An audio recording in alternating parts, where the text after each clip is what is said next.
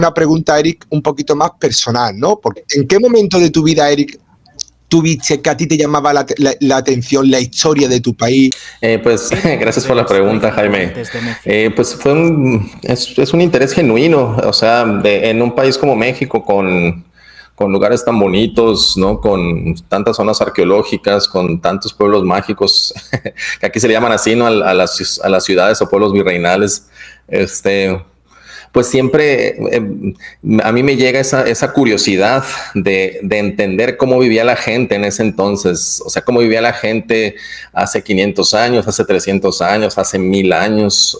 Por ejemplo, en México visitar las pirámides de Teotihuacán es algo realmente impresionante, que donde realmente tú te sientes abrumado, ¿no? Por el tamaño de esas construcciones, por lo diferente que son respecto a las construcciones modernas, y pues te empiezas a preguntar cómo es que todo eso, cómo era la dinámica, ¿no? Cómo era la vida en ese entonces, hace siglos. Entonces, a partir de ahí, yo creo que en México es un país donde es muy fácil sentirse maravillado por esa historia, por ese pasado. Ahora, precisamente por eso, por esa fascinación, yo le diría natural, ¿verdad?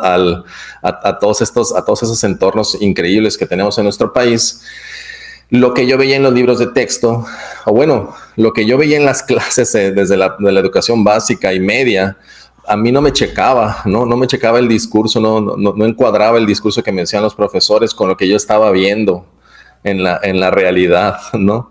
Es decir, ¿cómo era posible que hubieran, o sea, bueno, todas estas cosas de la leyenda negra que a lo mejor ya han platicado, ¿no? ¿Cómo era posible que millones de indígenas hubieran sido sometidos por un par de miles de españoles, ¿no? ¿Cómo era posible que si los españoles eran lo peor de España que había llegado, que habían mandado casi al desecho, que no querían en España, hubieran dirigido, construido, diseñado estas bellas ciudades, ¿no? Estos templos, estas construcciones? Me gusta a mí el nombre, por ejemplo, de Pax Hispánica, porque aquí en lo que es México actualmente, lo que empezó a hacer la Nueva España, pues así como en la Pax Romana se empezaron a construir acueductos que habían quedado en desuso o que habían dejado de construirse en la época medieval.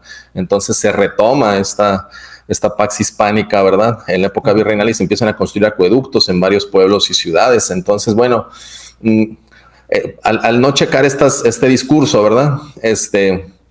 Pues uno tiene que buscar otras fuentes, ¿no? Empieza ya leyendo los libros, yéndome a otras fuentes, pues obviamente me doy cuenta que a la historia que está en los libros, los profesores, los medios de comunicación de masas le están agregando, ¿no?